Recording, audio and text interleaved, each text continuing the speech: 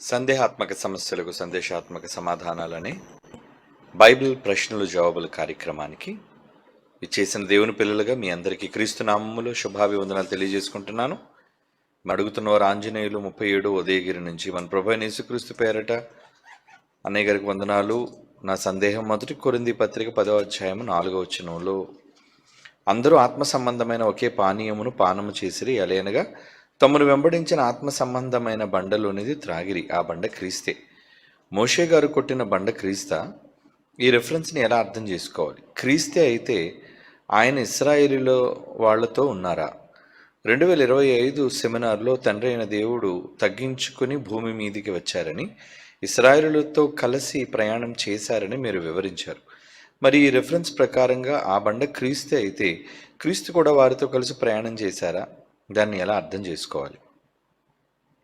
Okay, Anjaneyulu అడిగిన ప్రశ్నను బట్టి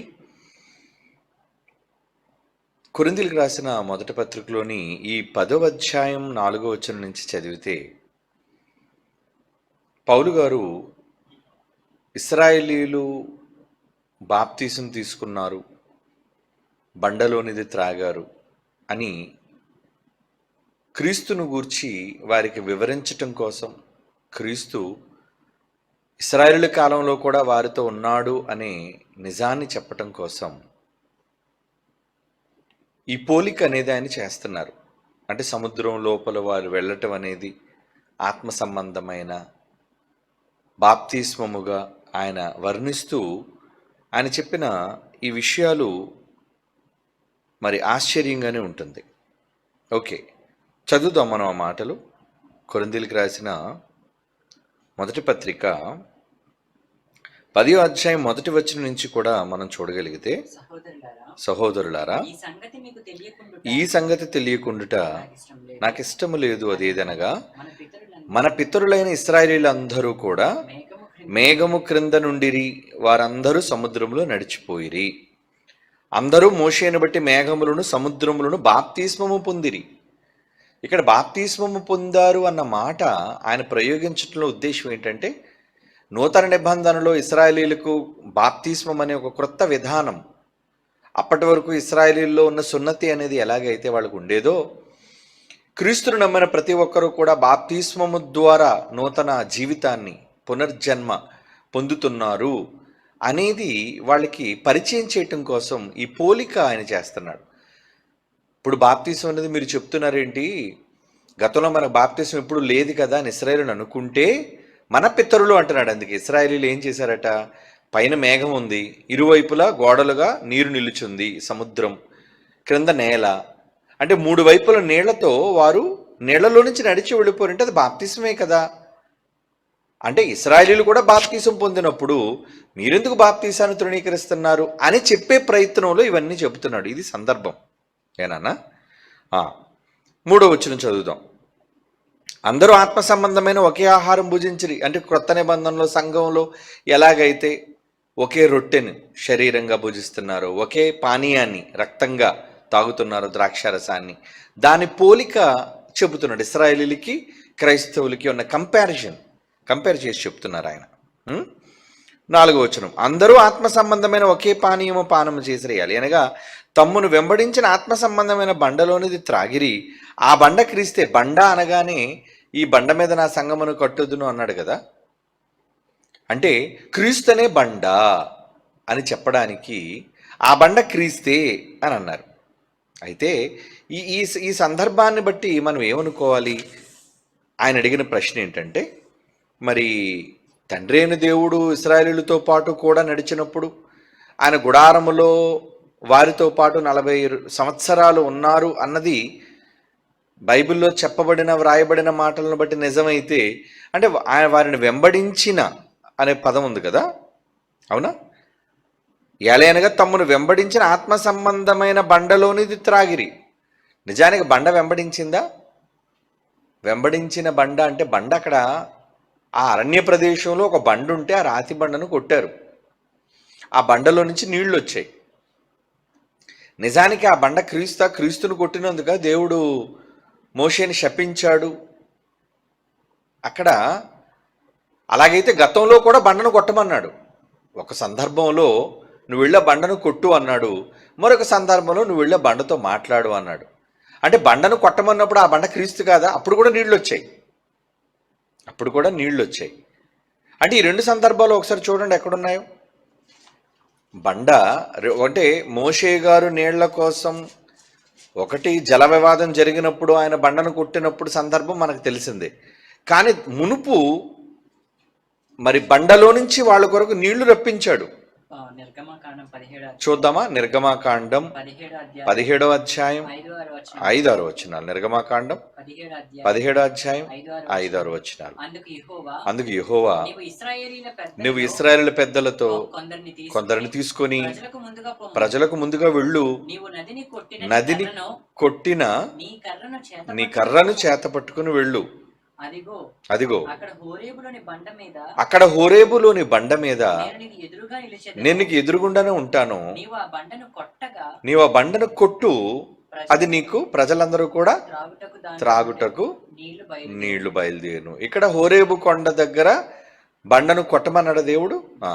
తర్వాత మోషే గారిని శపించిన సందర్భంలో అక్కడ కూడా సంఖ్యాకాండం, అది కూడా చూడండి. 20వ అధ్యాయం సంఖ్యాకాండము 20వ అధ్యాయం 8వ వచనం. సంఖ్యాకాండం 20వ అధ్యాయం 8వ వచనం. నీవు నీ కర్రను తీసుకో. సేమ్ ఏటిని కొట్టిన అదే నీరు ఉంది కదా, ఆ నీటిని కొట్టిన అదే కర్ర ఉంది కదా, కర్ర చేత పట్టుకుని వెళ్ళు. నీవును నీ సహోదరుడైన అహరోనును సమాజాన్ని అంతటినీ పోగు చేయండి, వారి కన్నుల ఎదుట బండతో మాట్లాడండి అన్నాడు. మరి ఇప్పుడు అక్కడ బండ ఇక్కడ బండే అంటే నూతన నిబంధనలో కొరింథీ పత్రికలో ఆ బండ క్రీస్తు అన్నాడంటే మరి అంతకు మునుపు కొట్టిన బండ క్రీస్తు కాదా? ఇక్కడ కొట్టిన బండ, మాట్లాడిన బండ, లేదా మాట్లాడమంటే మోషే గారు కొట్టిన బండ క్రీస్తు అనుకోవడానికి ఏమంటే ఆ బండ క్రీస్తు అంటే పోలికది, అది రూపకాలంకారంగా పోలిక.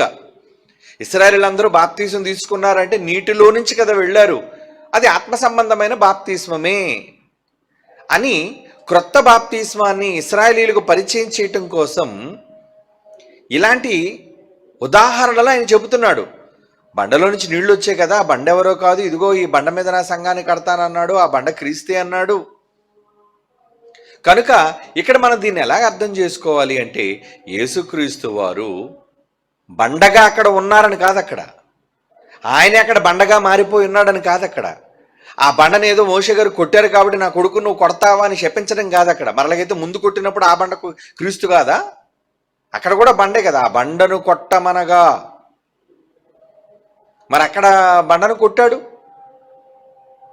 ఏమండి. కాబట్టి ఇక్కడ కొట్టడం అనగానే ఆ బండ క్రీస్తే అనగానే ఇది పోలిక, మర్చిపోకండి, పోలిక. రూపకాలంకారంగా చెప్పేదానిని పోలిక అంటారు దాన్ని. సో ఈ పోలికలలో మనం దాన్ని తప్పుగా భావిస్తే అలాగా బండగా ఉన్నాడన్నది కాదు. అలాగని యేసు లేడా? ఇప్పుడు మరొక విషయాన్ని మీకు చెప్తాను. యేసు ఎప్పుడూ కూడా అన్ని విషయాల్లోనూ తండ్రికి సహాయకుడుగా, సహకారిగానే ఉన్నాడు. ఇప్పుడు కూడా ఉన్నాడు, ఆయన భవిష్యత్తులో కూడా ఉంటాడు. ఎందుకంటే తండ్రి చేసే ఏ కార్యక్రమంలోనైనా కుమారుడు పాలివాడిగానే ఉంటాడు ఆయన. ఎందుకంటే తండ్రి కూడానే కుమారుడు కూడా ఎల్లప్పుడూ ఉండాలి అనుకునే ఆశ కలిగిన వాడు. ఇప్పుడు తండ్రి వచ్చేసాడు ఇశ్రాయేలుల మధ్యకి, మరి కుమారుడు వెంబడించలేదా? తండ్రే వెంబడిస్తున్నప్పుడు కుమారుడు కూడా ఇశ్రాయేలీయుల వెంట ఉండడా? ఎందుకు ఉండడు? బండగా మాత్రమే ఉన్నాడు అనుకుంటే బండ అక్కడ వదిలేసి వెళ్ళిపోయారు. బండ కదలదు కదా, బండను మోసుకెళ్ళారు. ఏంటి ఇశ్రాయేలు ఎక్కడైనా బండను మోసుకెళ్ళినట్టుందా? లేదు. ఏదో అక్కడ ఒక ప్రదేశం, ఆ హోరేబ్ అనే కొండ, ఆ కొండలో ఒక పెద్ద బండ, ఆ బండ మీద వీళ్ళు కొట్టడం, అందులోంచి నీళ్లు రావటం, అది జరిగింది అక్కడ సూచక క్రియ. ఆ తర్వాత నీళ్లు తాగారు, మళ్ళీ వీళ్ళు ప్రయాణమై వెళ్ళిపోయారు, బండ అక్కడే ఉండిపోయింది. కనుక యేసుక్రీస్తు ప్రభు ఉండిపోయాడు అనుకోవడానికి లేదు. మనం యేసుక్రీస్తు వారు ఆత్మరూపంగా ఖచ్చితంగా వాళ్లతో ఉన్నాడు. ఎందుకంటే ఆయన క్రీస్తుకు పూర్వం అంటే ఆయన రాక మునుపు భూమి మీద ఒక కార్యార్థమే వచ్చాడు. రాక మునుపు చాలా సందర్భాలు వచ్చి వెళ్ళే సందర్భాలు ఉన్నాయి. యేసుప్రభు వారు ముందు ఎప్పుడు రాలేదా? భూమి మీదకి ఎప్పుడు రాలేదా అంటే వచ్చారు. దానికి మనం ఎలా చెప్పగలం? యేసుక్రీస్తు వారే స్వయంగా ఒప్పుకున్నారు. ఏ సందర్భంలో ఒప్పుకున్నారంటే, అబ్రహాము నా దినం చూడాలి అనుకున్నాడు. యోహాను సువార్తలో అంటాడు, నా దినం చూడాలి అనుకున్నాడు, అతను చూచాడు, సంతోషించాడు. నీకు పట్టుమని 50 సంవత్సరాలు కూడా లేవు కదా, నువ్వు అబ్రహాం కన్నా ముందున్నవాడు అన్నప్పుడు యోహాను సువార్త 8వ అధ్యాయము 56వ వచనంలో చూడండి ఏమంటున్నాడు. యోహాను సువార్త 8వ అధ్యాయం 56వ వచనంలో, మీ తండ్రి అయిన అబ్రహాము నా దినము చూడాలి అని మిగులు ఆనందించాడు, చూచి సంతోషించాడు. అంటే అబ్రహాము గారు యేసు ప్రభు వారిని చూడటం జరిగింది. ఎలా? మెల్కీసెదెకుగా రావటం, ఆయనని ఆశీర్వదించటం చూశాడు, కనుగొన్నాడు. అంటే యేసుక్రీస్తు వారు యోహాను సువార్త 8:56లో చెప్పిన మాట మెల్కీసెదెకుగా నెరవేరిన సందర్భం అనేది బైబిల్లో ఉంది. అంటే ఆయన వచ్చారా? అప్పుడు ఆశీర్వదించడానికి వచ్చారు. ఎవరిని ఆశీర్వదించడానికి? ప్రత్యేకంగా పరలోకం నుంచి మెల్కీసెదెకుగా అబ్రహాము గారిని ఆశీర్వదించడానికి వచ్చాడు. వెళ్ళిపోయాడు, ఉండిపోలేదు. ఆయన ఏ కార్యార్థమై వచ్చాడో ఆ పని పూర్తి చేసుకుని వెళ్ళిపోయాడు. అలాగే మునుపు కొన్ని సందర్భాల్లో కూడా అందరూ వచ్చి వెళ్ళటం అనేది మనం చూసాం. ఎలాగా? బాబేలు గోపురాన్ని కట్టేటప్పుడు మనము దిగిపోయి అంటాడు. మనము అంటే దేవుడు ఒక్కడే వచ్చాడు, దేవుడితో పాటు మిగతా ఇద్దరు కూడా వచ్చారా? మనము దిగిపోయి నరులు కట్టిన పట్టణం ఏంటో ఎలాగ ఉందో చూద్దాం పదండి ఒకసారి అని దేవుడు వచ్చాడు. మరి దేవుడు వచ్చినప్పుడు ఆయన కొడుకులు రారా? అప్పుడు పరిశుద్ధాత్మ దేవుడు ఇంకా భూమి మీదకి రాలేదు కదా మనతో ఎల్లప్పుడు ఉండడానికి. మునుపు వచ్చి వెళ్ళేవారు వాళ్ళు. చివరకు మనిషి నిర్మాణం అప్పుడు మొదలుకొని మానవ దేహ నిర్మాణం అప్పుడు మన పోలిక చొప్పున నరులను చేయుదము అని మనము అనే పదప్రయోగం చేసినప్పుడు ఉద్దేశం ఏంటంటే, తండ్రితో పాటు కుమారుడు వచ్చాడు, పరిశుద్ధాత్ముడు వచ్చాడు, అందరూ మన పనుల మీద వాళ్ళు ఉన్నారు. అలాగే బాబేలప్పుడు వచ్చారు. ఇంకా చాలా సందర్భాల్లో వారు దిగిపోయి అన్నప్పుడు ముగ్గురు వచ్చిన సందర్భాలు మనకు తెలిసి రావటం వెళ్ళటం, రావటం వెళ్ళటం. తండ్రి కూడా వచ్చారు, ఏమండి, ఇశ్రాయేలుతో ఉన్నారు, తర్వాత ఆయన వెళ్ళిపోయారు. మరి ఇశ్రాయేలుతో తండ్రి అయిన దేవుడు ఉన్న కాలంలో యేసుక్రీస్తు వారు వచ్చుంటారా లేదా? ఏమండి, యేసుక్రీస్తు వారికి ఒక గుణం ఉంది. ఏంటి ఆ గుణం? తండ్రి ఎక్కడుంటే ఆయన అక్కడ ఉంటాడు. తండ్రిని విడిచిపెట్ట ఉండలేని తనయుడు, తండ్రి మీద అపారమైన ప్రేమను పంచుకున్న వ్యక్తి. ఎందుకంటే ఒకానొక సందర్భంలో యోహాను సువార్తలో ఆయన ఏమంటారంటే, బైబిల్లో నా తండ్రి ఎవరైనా మరి దేవుణ్ణి ప్రేమిస్తే, ఏమండి, నా తండ్రి కూడా ఎక్కువగా ప్రేమిస్తాము మేమిద్దరమేని. అయితే ఒకడు నన్ను ప్రేమించిన, యోహాను సువార్త 14వ అధ్యాయం చూడండి 23వ వచనం. యోహాను సువార్త 14వ అధ్యాయం 23వ వచనంలో ఏమంటున్నాడు ఆయన? యేసు అంటున్నారు, ఒకడు నన్ను ప్రేమించిన ఎడల వాడు నా మాట గైకొనును, అప్పుడు నా తండ్రి వానిని ప్రేమించును, మేము వాని యొద్దకు వచ్చి వాని యొద్ద నివాసము చేతుము. మేము అంటున్నాడు ఏంటి అంటే, తండ్రి వస్తే కొడుకు రాడా? వస్తాడు. తండ్రి కూడానే కొడుకు, తండ్రి అడుగుజాడల్లోనే కుమారుడు, తండ్రిని విడిచిపెట్టి ఉండలేని తనయుడు. అది వాళ్ళ మధ్య బంధం. కాబట్టి వెంబడించాడు యేసు బండగానిసండి. ఎక్కడెక్కడ సూచక్రియలు జరగాలో, ఎక్కడెక్కడ యేసుక్రీస్తు వారి యొక్క అవసరత ఉందో ఆ ప్రాంతాల్లో, ఆ యొక్క సందర్భాలలో క్రీస్తు వారి అందులో ఆయన ప్రమేయం ఉంది. బండగా నీళ్లు రావడంలో కావచ్చు, పోలిక అబ్రహాము గారు దగ్గర ఎలాగైతే యేసు ప్రభు వారు ఒక రూపంలో కనబడ్డారో, ఇక్కడ కూడా ఆయన ఒక రూపంగా కనబడ్డాడు. అంటే ఆయన ఉన్నాడు వాళ్ళతో నీళ్లు రప్పించటంలో.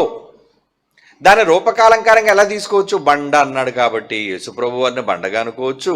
లేదంటే ఆ జలము తాగారు కాబట్టి అది జీవజలమైన యేసుప్రభు వాళ్ళ దాహాన్ని తీర్చడానికి జీవజలంగా మారాడు. నేనుచ్చు నీళ్లు అన్నాడు కదా, నేనుచ్చు నీళ్లు అంటే యేసుప్రభు నీళ్ళు ఇవ్వడం ఏంటి? అంటే యేసుప్రభు దాహాన్ని తీర్చేవాడా? అంటే కేవలం నీళ్ళు ఒకటే ఇస్తాడా? భోజనం పెట్టాడా? అక్కడ అలాంటివన్నీ మనం ఆలోచించకూడదు. అంటే భోజనం నీళ్లు తప్ప మరి ఏమంటుందని పళ్ళెము గిన్నె ఏమి ఇవ్వడా? ఇలా మనం ఆలోచించకూడదు. అది రూపకాలంకారంగా చెప్పబడింది కాబట్టి కేవలం ఆ సందర్భంలో ఎంతవరకు మనం తీసుకోవాలో దాన్ని మాత్రమే పోలిక తీసుకోవాలి. కాబట్టి తండ్రి అయిన దేవుడు వచ్చారు, ఆయనతో పాటు కుమారుడు కూడా కొన్ని సందర్భాల్లో ఉన్నారు తండ్రితో పాటు. మేము అన్నారు అంటే వారందరూ కలిసి రావటం, కలిసి చేయటం, కలిసి వెళ్ళటం, లేదా కొన్ని సందర్భాల్లో తండ్రి ఉండిపోవటం, కుమారుడు వెళ్ళటం.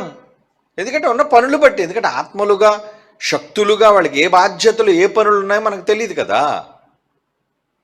ఏమండి, ఇప్పుడు కొన్ని సందర్భాల్లో జయశాలి గారి సభలకు వెళ్ళేవారండి, నేను కూడా కొన్ని సభలకు వెళ్ళేవాడిని అండి. జయశాలి గారి సభలకు వచ్చేసరికి నేను కొన్ని సభలు చూసుకొని జయశాలి గారి దగ్గరికి వచ్చేవాడిని. కానీ మెజారిటీ ఆ సభల్లో ఆయనతో పాటు నేను ఉండేవాడిని. అంటే ఆయన సభ అనగానే నేను ఖచ్చితంగా ఆయనతో పాటు ఉండటం అనేది జరిగేది. అంటే తండ్రిని బట్టి తండ్రి చేసిన పనులలో కుమారుడుగా నేను పాలివాడుగా ఉండేవాడిని, ఉంటాం కూడా. ఇప్పుడు కూడా ఆయన చేపట్టిన ఏ పనిలోనైనా సరే నేను భాగం తీసుకోకుండా ఎలా ఉంటాను చెప్పండి? తండ్రి కోసం ఆయన చేపట్టిన ఏ బాధ్యతలోనైనా సరే నాకు పాలు లేకుండా ఉంటుందా? ఉంటుంది. అంటే ఎక్కడ వరకు నేను పాలు భాగస్తుని కావాలో, ఏ సందర్భాల్లో నేను పాలివాడిని కావాలో ఆ సందర్భాల్లో నా అవసరతను బట్టి నేను అక్కడ ఉండి తీరుతాను. మీకు అర్థమవుతుందా? అలాగే తండ్రి, పరలోకమందున్న తండ్రి ఇశ్రాయేలు విషయంలో ఎక్కడెక్కడ ఆయన ఉన్నాడో అందులో అన్ని సందర్భాల్లో కాకపోయినా యేసుప్రభు వారు ఏ సందర్భాల్లో ఉన్నారో వాళ్ళకి జరిగించవలసిన మేలులు జరిగించారు. అది పూర్తి చేసి ఆయన మళ్ళీ వెళ్ళిపోయారు. ఎందుకంటే ఆయనకి చాలా బాధ్యతలు ఉన్నాయి, 3 లోకాల నిర్వహణ. కాబట్టి వచ్చారు, వెళ్ళారు. కనుక ఆ కోణంలో మాత్రమే మనం దీన్ని అర్థం చేసుకోవాలన్న. ఓకేనా? అర్థమైందా ఆంజనేయులు? Right, very good.